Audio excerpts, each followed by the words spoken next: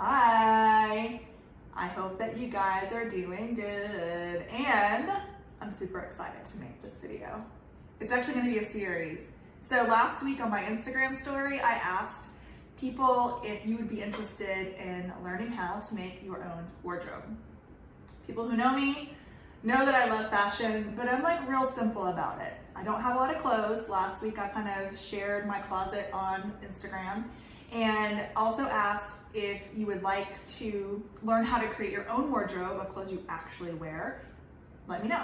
And you guys did. So I wanted to take this time to create a small short series of videos to help you define your style, figure out what pieces you might need, give you some key tips on how to build a wardrobe, things to consider, myths that you can let go of because they don't really matter. This is gonna be fun, you guys. It's gonna be really fun. But I wanna start with the basics because with anything else, you need to lay a good foundation. So, I'm all about the basics. I'm not basic, but the basics are important. So, we're gonna go over this here key strategy.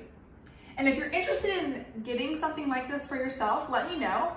I'm gonna be making a graphic and I can just send it to you later on. So take some time, watch this short video, get some like pointers and some good information about what it is to have a capsule wardrobe, how to have a capsule wardrobe, I guess like the benefits of having a capsule wardrobe, and then also what you need to make it happen. So let's start with basically personal style. Personal style it's a way to creatively express yourself. Fashion, whether you're a guy or whether you're a girl, is really important. Unfortunately, people make judgment calls about our intelligence, our income level, how approachable or kind or nice we are based on how we visually present ourselves to the world. It might be a little unfair, but it's totally true. And you know, within a few seconds, you can kind of sum up someone, whether it's prejudiced or not, or stereotypical or not. The way our human brains kind of function is to see something and make an assumption about it, whether it's based on reality or perception. So it is not any different when it comes to people recognizing other people. It's the same thing with aesthetically pleasing things. You notice something that you're attracted to, you notice something that's pleasing to the eye, more quickly than you would recognize something that you don't find attractive or pleasing to the eye. So basically, the way that we present ourselves is kind of like, I believe it's part of how we see ourselves. And so some people are super chill and laid back and like can totally rock, you know, jeans and a sweatshirt and sneakers and still look really, really cute. I'm not one of those people. I don't feel my best when I'm dressed that way. And it's not about, you know, like catching attention or needing validation or anything like exterior or shallow. It's more about where do I feel more like my authentic self, like my best self. And that is where I come from my own personal standing. Now, some people really do feel their best in a cute pair of jeans and a cute sweatshirt and a cute pair of sneakers. And some people just rock the crap out of that look. For me, I just feel like it's not me. I'm more about, anybody who knows me knows that I typically wear like a uniform. Typically it's a bottom top topper and usually a pair of heels, honestly. So it might be a skirt or a pair of pants, you know, a cute top and usually a jacket of some kind or some kind of cardigan or some kind of topper. So I'm all about that like kind of three-piece outfit look. I just think it feels more complete.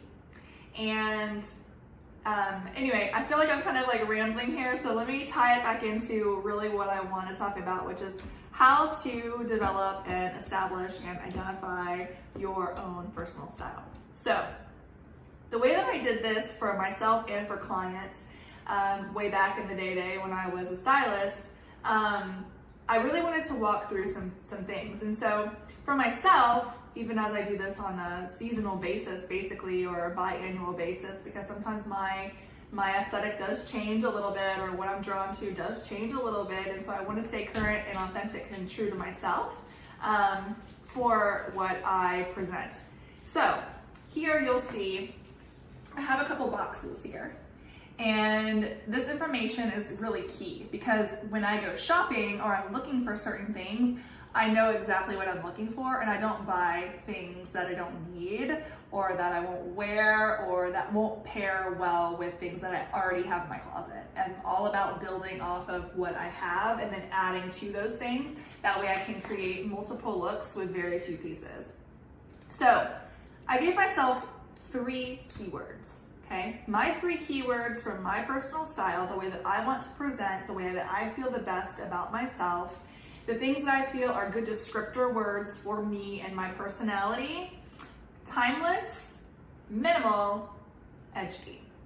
So an example, like right now, what I'm wearing just a black, really loose knit sweater, but I have on like leopard pants. I also have on my leopard slippers because I'm hanging at the house right now. But so like it's very minimal. It's just a pair of like really soft, wide leg pants and a really super simple long, high hem on the front, low hem in the back sweater. And then it's minimal. There's not a lot of like frills. I don't go for ruffles. I don't go for a lot of like details and zippers and buttons. I really like it to be more of like a simple minimalist style. Something that is classic. I own some vintage pieces. I have things that look vintage. I have things that are just really, really basic like line silhouettes and things like that. You will rarely find me in like ruffles and a bunch of other things like that. It's just not my style. I'm more of that timeless minimal. And then I always like to try to throw something edgy in there. That can be your hair. Like my hair right now, it's a little bit grown out, but my hair usually is that key staple piece that is like my little bit of edge. My nails. This is a shout out to Mimi, my girlfriend Mimi, who inspired me just to paint them all the colors. Typically this is not something I would do, but I did them myself the other day at the house and I wanted to do it, so I did it. But usually like my nails and my hair, and my shoes is something that I typically try to find like a little bit of edge, something unexpected. So maybe if it's a black heel, it's a black suede heel with a chunky, a block heel on it, or a fun pair of shoes or a color pair of shoes or something just a little bit out of the ordinary. And my accessories, usually I wear sunglasses like crazy. Since I've come to North Carolina, I really haven't worn sunglasses a whole lot, but typically I have like bags, shoes, sunglasses, and those are like the 3 things that I try to add a little bit of edge to my look if something else in my outfit isn't edgy. So today I would probably say like my pants would be like the edge because they are wide leg leopard pants. So I think that would constitute as like the edge, even though they are minimal. But they're also classic because timeless, because if you think about it, leopard print has been around forever and ever. It's something that's on trend right now, but it's been a trend for many, many years. So it's nothing like neon. Neon, I wouldn't say would be like a timeless kind of thing. So then moving on from keywords that you want to describe your style. So keywords that describe your style. How would you want to present yourself? What are some words that you feel represent your personality, who you are as a person, and what kind of style you would like to emit? Next, we move on to palette. This is probably my favorite part of this whole thing. The palette is really important because first of all, color is everything. I wear a ton of black. Like my friends will make fun of me and be like, oh my gosh, you're wearing black, surprising. So I love black. I feel like black is very elegant. It's very, it's minimal. It has that edge. It kind of is like everything that I like in one thing. Color is very, very psychological. Color really can affect your mood. It can really like change an environment. It can incite passion or a lot of different emotions. And so like color is very important, but color is also important with your skin tone.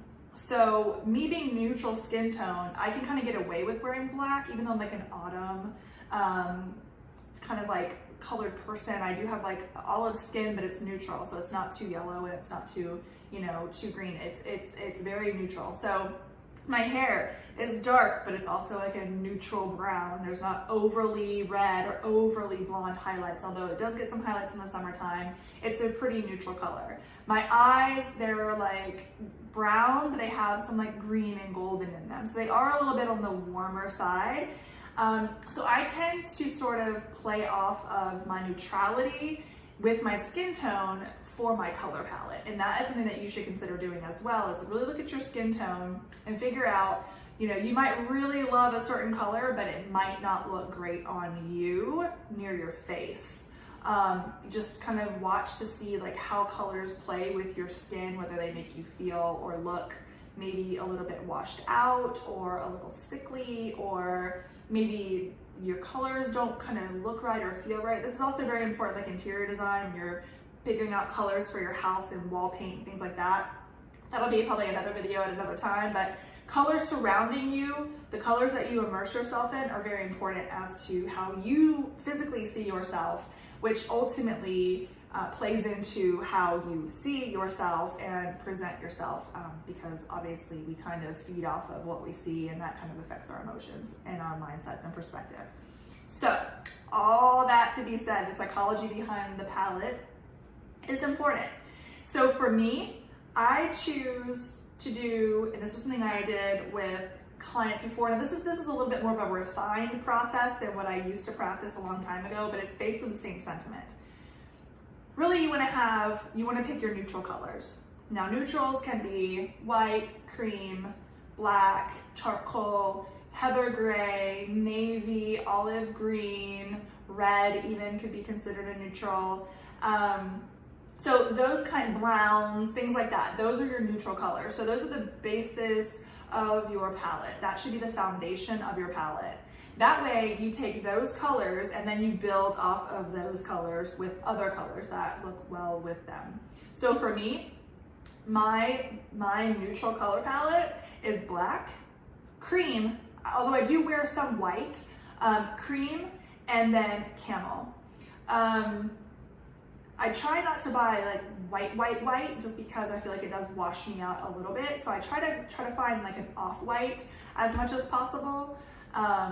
And those are most of my tops, like an off-white, although I do have a couple like white t-shirts, which I feel like are essential staples. So black, black, cream, and camel are like my personal color palette neutrals. So from there, I add in my colors, which are red family and green family. So red family can be anywhere from like a coral, you know, or like a blush, although a blush on me is a little bit washed out. So like more of like the coral kind of family all the way up to a red, orange, red, or like a poppy red kind of color. And then everything kind of in between that. So a true red, red, orange, red, or, you know, a different kind of hue of red where it goes more into like the pink family. And then green's the same thing. So green from, you know, hunter green to olive green, all the way to maybe even chartreuse. Although right now I don't have anything chartreuse in my closet. I would be able to incorporate something like that relatively easily. And then I do have, I think, one pair of navy pants, and so that I just had for a long time, and I love them, and they just fit well, so I keep them, and they are neutral, and they do work with other things in my closet. I just don't wear them as often. But basically, so we start with the keywords that define your style or you, and then you figure out what colors look best and what would you like to build off of. So you need your neutral color palette, then you want to add your colors, and then you can add in some prints if you'd like. Now, pause on the prints, okay? Some people really have like a closet full of prints, and that might work for them. However, I have found that when you have a printed garment, that you will usually wear that piece less because it's a print, and so we think that people pay a lot more attention to us than they actually do. And so in our minds, it's like, well, I just wore this, I can't wear this again. So or they'll wear it to death. I mean, there's all sides of the spectrum, but speaking from a usability standpoint, wearability standpoint, I would say really limit your prints to be very specific and intentional within your wardrobe. If you go crazy with the prints, maybe that's just your style. Maybe you have like more of a boho style or more of like an eclectic or artsy style or something like that, where you can really like mix and match your prints and make a whole bunch of different looks. A lot of people aren't necessarily like fashionably confident enough to do that, but if you are, hey, rock it, like more power to you. I feel that oftentimes if you look at two garments that are the exact same cut, the exact same piece, except one is in a solid color and one is in a print, more than likely the solid color, especially if it's a neutral like black, white, brown, green, something like that, compared to a printed garment, the neutral is going to look more expensive. It's going to look better. It's going to look like it's higher quality, even if it's the exact same thing and the exact same price, okay? So I tend to recommend really build up your basics of like your solid colored pieces, whether they're a neutral color or a solid color that you can mix and match with your neutrals. For me, my prints are, dun, dun, dun, dun, no surprise here, leopard stripes, dots. Those are the basic, I guess, like the core of my prints. Now I will add in maybe some florals every once in a while, but dots, stripes, and leopard I feel are more classic, so that goes more into that timeless minimal, where floral can sometimes be like very splashy or overwhelming, or maybe too not the thing I'm trying to go for. Maybe it doesn't have enough edge to it, or maybe, you know, it might not just be the look that I'm looking for. So I typically tend to go for like the dots, stripes, and leopard. Okay, so recap. Keywords, then your palette. In your palette, you want to have your neutrals, your colors, and then some prints. Now, this year, and I'm saying this year as in like October to October, so this year, when I did this for the fall, I really wanted to challenge myself to, I guess, enhance my style. So what I wanted to do was to try more monochromatic looks. And all that really means is like top to bottom, same color. Now it could be a variation of color. It could be like blacks and grays, or whites and creams, or browns and camels, or it can just be straight up all black, all cream, all camel, all red, whatever you're gonna do, monochromatic, one color. There are a lot of advantages to doing this because, first of all, monochromatic just looks good. It's very classic, it's elegant, it's sophisticated, and it's just really chic, and it's easy. Like if everything matches, you just put it on, as long as they're, your garments are well fitted to your body and like they flatter your form, perfect, go. It's easy, boom, boom, boom, throw all your pieces out the door, you're good to go, you're gonna look stunning. So I made some rules. Now I know some people might not agree with fashion rules. Some people do, some people don't. You take it as you want to. My fashion rules for my body type, because I am 5'7", about 145 pounds, and I have a long waist, and short legs. Short. My inseam is like 29 inches. It's small. So I tend to go for a high waist because the high waist makes my waist look shorter and my legs look longer. What you want to try to accomplish in your look overall is a 2/3, 1/3.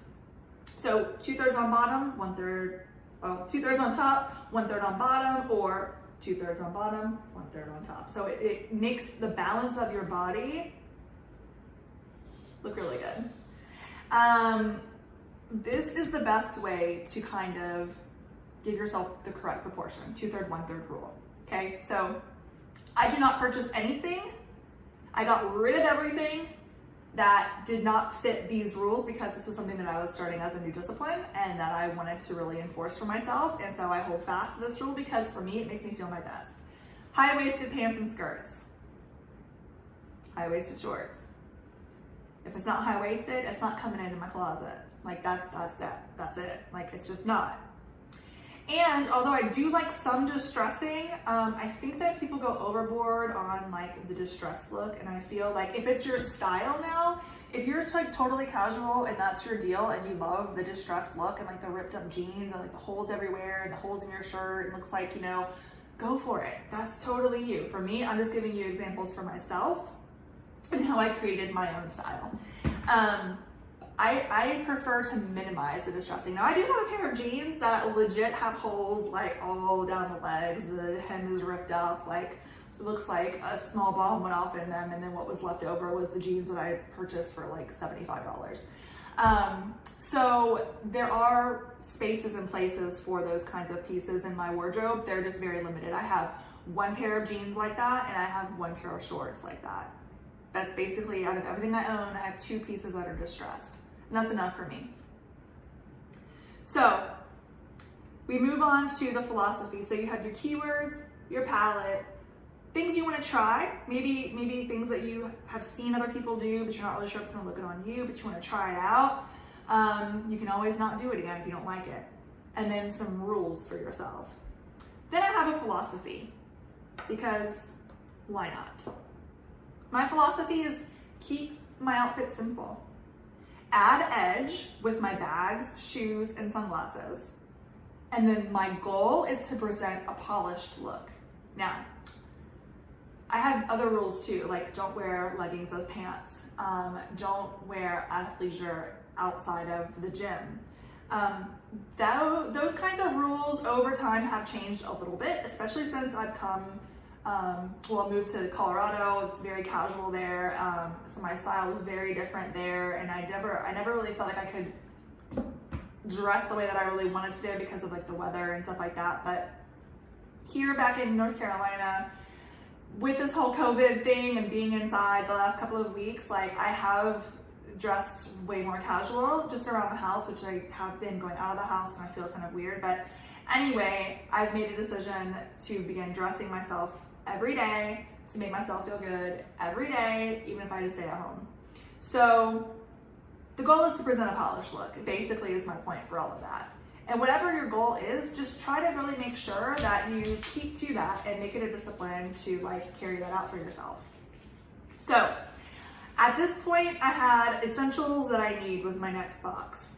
So I had black leather heels, nude leather heels, and ankle booties. Because basically I have everything else essentially that I really need. So I did pick up a pair of black suede heels. I still need a pair of nude leather, like closed-toed heels, because they're just the basic. You can wear them all the time with everything. I do have like a pair of strappy nude pumps that I wear a lot too. So, and then ankle booties, I have a pair. They're a wedge pair, but I'm not like crazy about them. I don't really reach for them all that much, especially in the cooler months. So I really want to find a booty that like really looks good and that I really, really like. So this is my autumn winter list. So I'll just kind of run through this really quickly. And then I have bottoms. So I have a midi pleated skirt, that would be high rise of course, a leopard midi skirt, high-waisted trousers, and black denim. So out of that list, I did find a pair of black jeans that I really, really like. They have a tiny bit of distressing just around the bottom hem of the pant leg. But otherwise, they're very, very dark wash, all black hardware. They're very sleek looking. And I did find a pair of high waist black trousers that have a nice wide leg. So I got those 2 things. Now I did find a midi skirt that I really love. I just haven't purchased it yet because I can't really justify it right now. Like I'm not in the workforce. I'm not meeting clients.